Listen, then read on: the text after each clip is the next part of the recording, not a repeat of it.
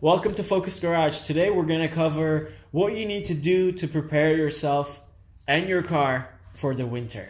Yeah, so if you're like us and you live anywhere in a climate where it gets cold, during the fall and the winter season, this is something that you're going to want to think about. This video is specifically made for anybody that's going to see temperatures at or below 40 degrees for a duration of a few months here. So this isn't necessarily if you do or don't get snow. This is just, cold and snow. We're kind of including it all into one here. So, when winter starts rolling around, whether you're a car enthusiast or not, what's one of the first things you think of when kind of winterifying your vehicle and getting ready for winter? I would say the first thing would be, for me, is tires. Tires are very important. Tires are the one thing that puts your power to the ground and helps you get traction through whatever it's out there, like either it's summertime or wintertime or water or snow. Tires are very important. They help you get going and they help you stop. Even though if you have an all-wheel drive car, it doesn't mean you can run any tire you want. If there's any snow out there, if there's any chance of snow, you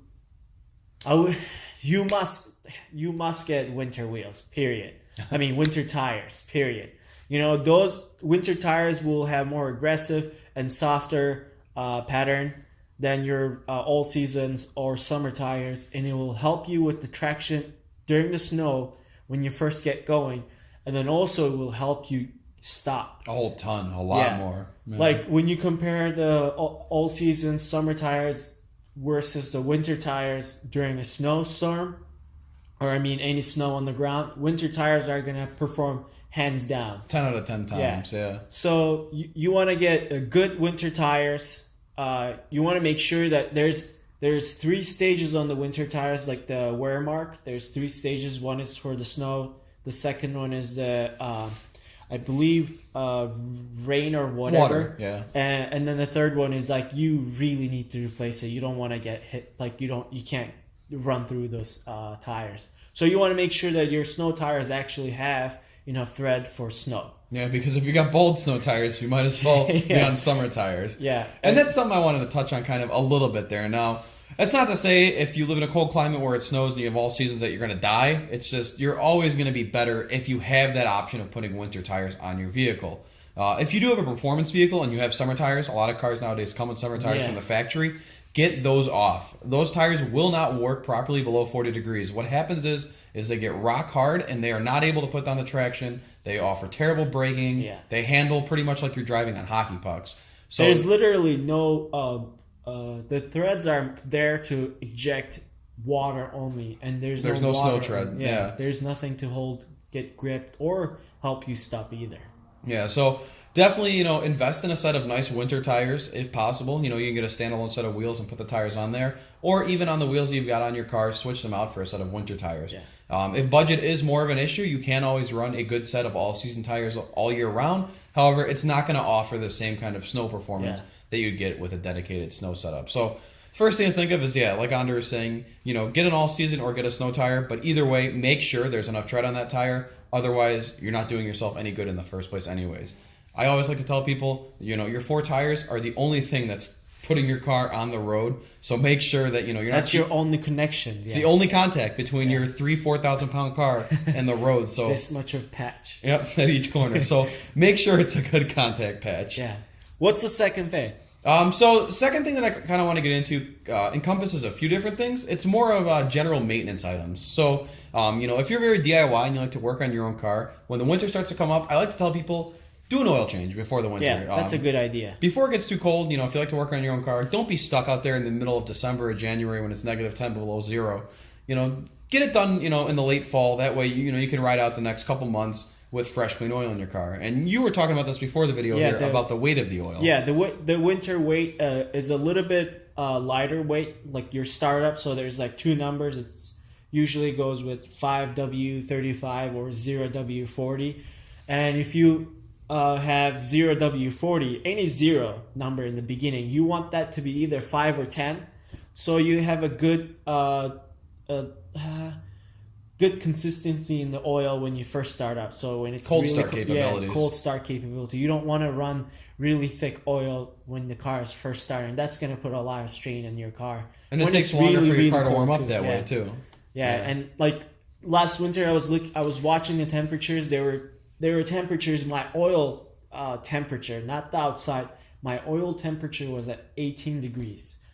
That's insane. That's cold. And think about running zero weight on that, and it just kills everything. Yeah, you're not serving your engine any kind of protection. So the longer it takes for that oil to get up to temperature, the longer your engine components, your valve train, your camshaft, everything, the longer it is staying less lubricated. So getting an oil that's more meant for the winter, that'll kind of give you that cold start protection and get warm a little bit quicker, that helps the longevity of your vehicle, and it'll even help the engine warm up quicker. Yeah, so that's something to look at there. Another thing I want to touch on too is brakes. A lot of times that's overlooked. Make sure that you've got enough pad life left on your vehicle at all four corners. If not, throw some new pads on there now, and also make sure the rotors are up to spec, because it's another thing. Braking is very important in the cold and in the snow, and you don't want to be selling yourself short with that. But same thing, it's a pain in the ass to be out there in the cold working on your car. So if you can throw some new brake pads on there if it needs it, go ahead and do it. Yeah, I mean, even if you have you think you can go through winter, you don't take the chance. Yeah, it's not worth it when you're on the side of the road because you couldn't stop or something like that. Put yourself into danger or someone else into danger. It's not worth the risk. Yeah. One other kind of maintenance fluid thing I want to talk about before we move into some other aspects of the vehicle is something that's often overlooked is windshield washer fluid. Yeah. I found one of my favorite washer fluids, and I actually run this year-round. It's made by Rain-X, and it's actually a orange fluid. I think it's good up to negative 40 degrees or something like that. A good windshield washer fluid will, one, help your window stay clean, because a lot of these have water preventatives in it, so when the water hits your window, it flies off. But another thing it helps is when there's ice and stuff on your windows, it'll actually help to de-ice your window. A lot of people fail to switch this out, and they have stuff that can't even hold up in freezing. So you spray it on your window, and you're essentially spraying ice on your window. You're spraying dust, or as soon as it touches your window, it freezes up. It's not doing you any good. No. And plus, if you live in a climate like us where they salt the roads a lot, your windows will get very dirty all of the time. So having one of these good windshield washer fluids will actually help clean your window better and lets you see. I mean, if you can't see, you can't drive. No, visibility is very important. And then one thing I notice is that during the winter time, I'll go through 2 or 3 gallons. Stock up on it. Yeah, I would go through them because there's so much salt and also it's not mud, whatever. Just dirt comes out, gets stuck to the snow and comes to your windshield, and it's just always dirty. So I always use it. I use it more during the winter time than during the summertime. Oh, absolutely! And it's at least twice as much. Yeah. So make sure that you switch to a good brand, good winter blend as well, and. Don't run the 69-cent gas station mix. Yeah. Also, you're running the chance of cracking your reservoir because if all the fluid in there turns to ice, it's gonna expand a little bit, and chances are if it's full, it's gonna crack. And on these modern cars, lines too. And on these modern cars, it's a pain to usually switch those reservoirs off. You got to take off fenders, take off bumpers. So don't do that to yourself because you wanted to save $1 on washer fluid. Spend the extra money, get a good fluid that's going to last for you there. And while we're talking about windshields, another thing I want to touch on is windshield wipers. Andre was telling me before the video, and this is a very common thing here, that you should switch your windshield wipers out once a year, and there's no better time to do it than right before the winter. Because if you have older wipers, wipers are pretty much, rubber or plastic, and that stuff wears. And when you have the cold, it's going to really expedite the wear process on it. It's going to crack and it's going to fall off. Sometimes it gets stuck to your windshield if it's really cold, and then you push the button and then scrape your windshield. Yeah. And that's not good. You don't want to do that because replacing your windshield is very expensive. And just replacing, I don't know how much they are. A good set of wipers are maybe $25 a wiper. Yeah. So Bosch Icons are really good. You wanna spend a little bit extra money and replace those, and you would not regret having really good set of wipers when the visibility is really low and you can actually see it instead of having those streams and whatnot and using old ones. Yeah, and all wipers are not created equal. I do want to agree with what Andre said there. It's worth the investment to spend a couple extra dollars for the nicer wipers because, one, they're going to clean your window better, and two, they're going to hold up better. I once owned a Focus SVT, and I put a very, very cheap wiper on the back of the back hatch, the one back there. Literally within 2 months, the rubber strip had fallen off. Wow. And it's like I paid $7 for it, and Cheap you get what you pay cheap. for. So I will never cheap on wipers again. I always buy pretty much, like you said, like very high end Bosch ones or Rain-X wipers. And I would say not Rain-X, because with including me, I have seen so many people having bad experience too. Those wipers, the Rain-X ones, the way they're designed, I don't know if it's same now, if they changed the design or not, but a couple years ago, their design made them, when you're driving I don't know, even 35, 40 miles an hour, it will just fly off. Yeah, some of them, they have very, very airy kind of metal frame design, and they can get lift. I like the solid plastic, the whole fully enclosed type wipers. Those are the good ones to go for there. Yeah, I mean, I don't know. I would. My recommendation would be Bosch Icons. Spend the extra money and get the good quality ones, so you don't regret it later. Yeah.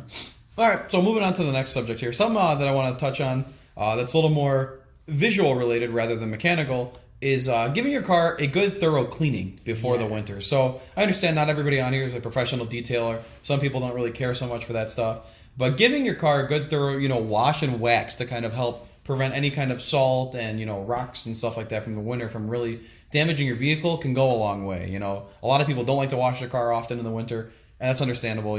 One, it can be dangerous if you're washing your car when it's below freezing. Yeah. But two, it's a lot of extra effort to get out there in the cold. So making sure your car is clean going into the winter and that you've got a good kind of coat of wax that acts as a shell on the vehicle to kind of prevent stuff from getting on there. Yeah, it would help you. It will help the car not get rust. I mean, most of these modern cars are they go through stages of rust prevention. Preventative. Yeah, preventatives. However, when you scratch or there's nicks on the metal, when there's no coating, there's no protection. No. So you want to make sure that even if you get a little bit of rock chip or something like that, just get it paint touch up paint. Yeah. And those are pens you can get from any auto shop. $10. They're so cheap. You can just touch it up, at least cover the metal, Yeah, it's not going to match perfectly, but having, like you said, protection on it is going to prevent it from rusting. Yeah. So that's washing it and making sure you don't have any the paint lifting off or anything paint missing. That would be a good prevention before winter, so your car doesn't get rust and it looks really nice. Exactly, because not everybody has the luxury of storing, their fun car or whatever car they drive during the summer and the winter. A lot of us have to drive that car year round, so making sure that you get the most longevity out of that car as you possibly can, by taking these preventative steps to making sure it lasts through the winter, because the cold is very harsh on vehicles. Unfortunately, yes. Yeah. So one other thing we wanted to touch on too is back to kind of the mechanical maintenance side of things is your coolant. Do you want to kind of talk about that a little bit? Yeah, if the coolant is very important for the car. Even if it's winter outside, your car is still going to get overheated if your coolant system is not up to spec. If you have any cracked, coolant hoses, or if you think your radiator is sipping coolant, make sure that you change it before winter comes, because when the cold hits, those plastic end tanks are going to, because it's cold and then hot, cold and hot, it's going to get worse. Same thing for the coolant hoses as well. Cold and hot doesn't work well, and they're going to crack more, and you're going to start losing a lot of coolant, and your car is going to get overheated.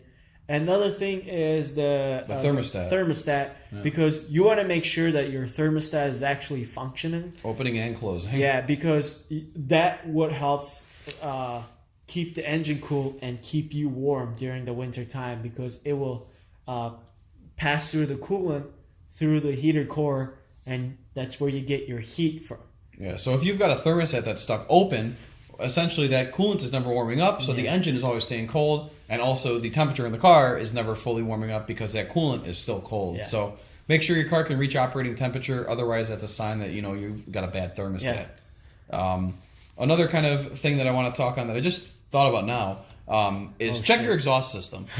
Because in the summer and the spring and everything like that, you have your windows down, you might not notice it as much, but in the winter your windows are always up. So if you do have any exhaust leaks, they're going to be much more dangerous in the winter because you're going to be sitting in traffic more often and your windows are going to be up all the time. Yeah. So We don't want anyone to get carbon monoxide poisoning and die inside of their car because, you know, they didn't put their downpipe on properly or something like that. So if you drive a modified car or even a stock vehicle that's, you know, a few years old where rust is a thing. The Ford Explorers. And Ford the F-150s too. Yeah, Ford is recalling them because they have a chance of drivers getting carbon monoxide in the cabin. I think it's like 1.3 million vehicles or something like that. So, yeah, so whether you have the recall or you just have a regular car, it's really something to look for because exhaust fumes, they may smell light or whatever, but it is a very, very fatal thing. Yeah. In, you know, I mean, you will get a headache. Even like my car was leaking, like from the turbo, it was leaking exhaust into the cabin, and even though it was like it was one bolt that it was not tight enough. You noticed it quickly. I noticed, and I was having headaches during driving the car. So I mean, you would notice you would physically be uncomfortable in the car, having a headache. And it's don't think nothing of it, you know. Yeah. Get it looked at, look at it yourself. It's nothing to take and lightly. And it's easy to do. Like just put a rag in the back of the exhaust where the tips are, and then you know it will. When it's cold, when it first start up, the exhaust is like actually like you can see the exhaust gas. If you put the rag, the exhaust is not coming out of there, so it'll be coming out where it's leaking. It's going to force it to take the path of least resistance, and you'll see smoke from the middle of the car, more in the front of the car, something like that. It's going to be pushing the exhaust gases out somewhere else. And the last thing we want to cover is the thinking about what would happen, like if something happens, you know, your side of the road. What are the things that you should have in your car to at least help you through waiting for the tow truck or help you get out of the ditch or in a bad situation? I've got a couple things here. Three main things.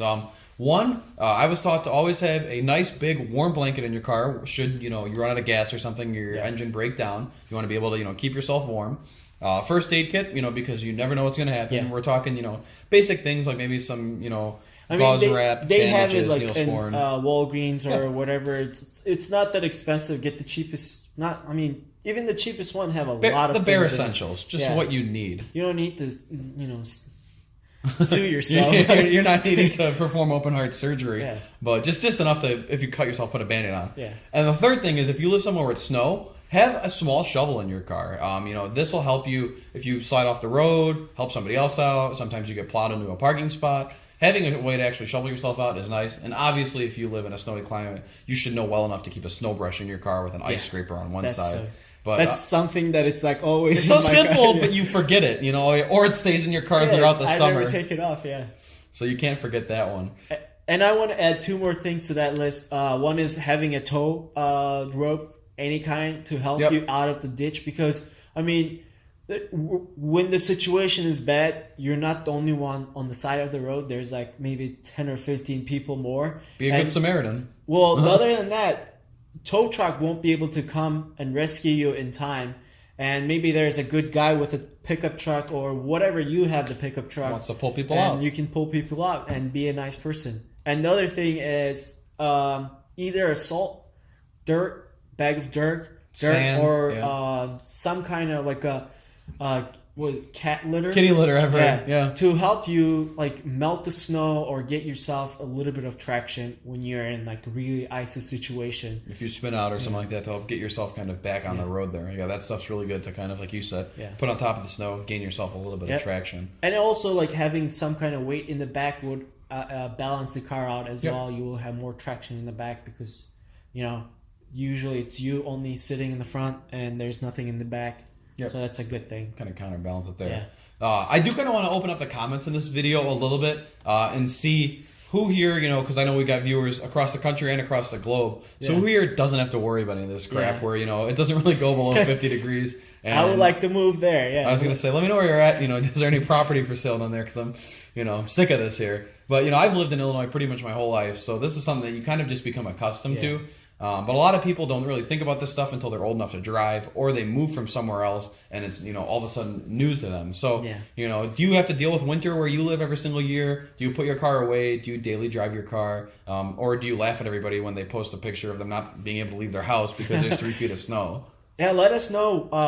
How do you deal with the snow or winter, Did we miss something important? Yeah, do you have any other stuff that you want to add into, like having in your first aid kit or like some other maintenance stuff that we missed? Please let us know in the comment. You guys can always reach us through Facebook, We're pretty quick about messaging. And make sure to share this video, comment below, and subscribe to our channel. And make sure you hit that bell, whatever that is, to get into the notifications. Right? Yeah, we don't want you to be subscribed and miss the videos. That's not the point, right? Yeah. But yeah, I think that's pretty much going to cover it for this one. We'll catch you guys on the next one. Kudos to all.